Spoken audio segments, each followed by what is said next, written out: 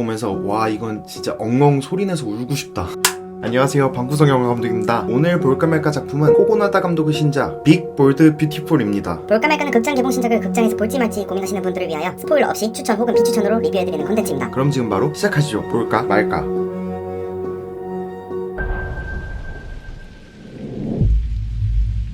Hi. 친구의 결혼식장에서 주인공 데이빗은 세라라는 여성을 만나게 됩니다. 집으로 돌아가는 길 렌트 한 차의 내비게이션은 그에게 위대하고 대담하고 아름다운 모험을 제안하고 데이빗은 이를 승낙합니다. Yes? 그리고 우연히 다시 마주친 세라와 함께 특별한 모험이 시작되는데요. 과연 상상을 할 수 없는 모험의 끝에는 무엇이 기다리고 있을까요?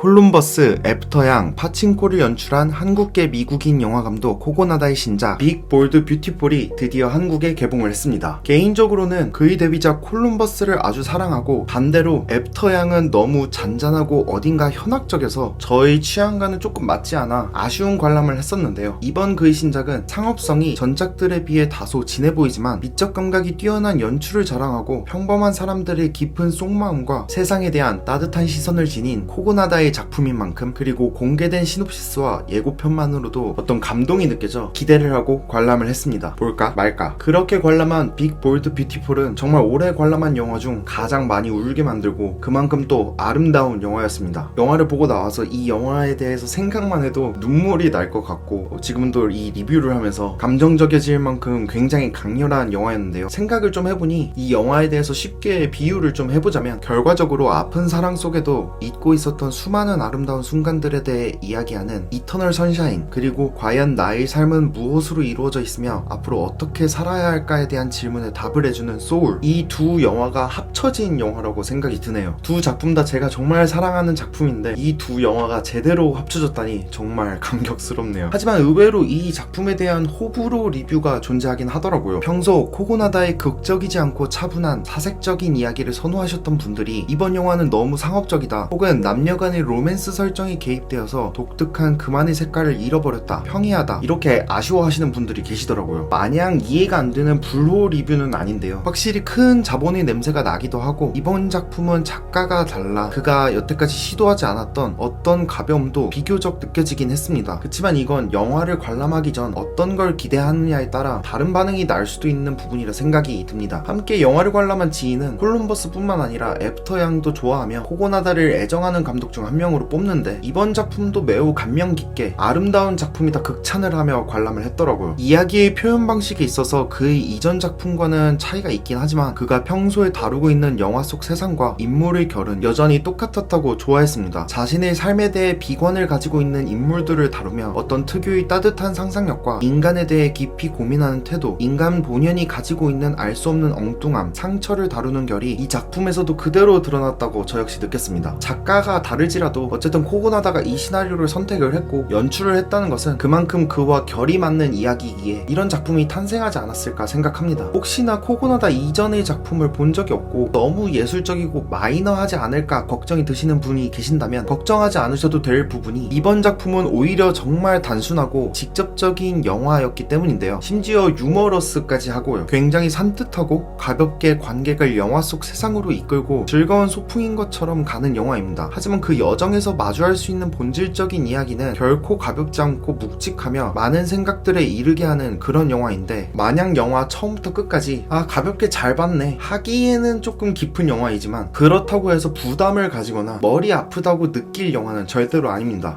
너무 많이 울어서 머리가 아플 수는 있긴 할 것 같아요.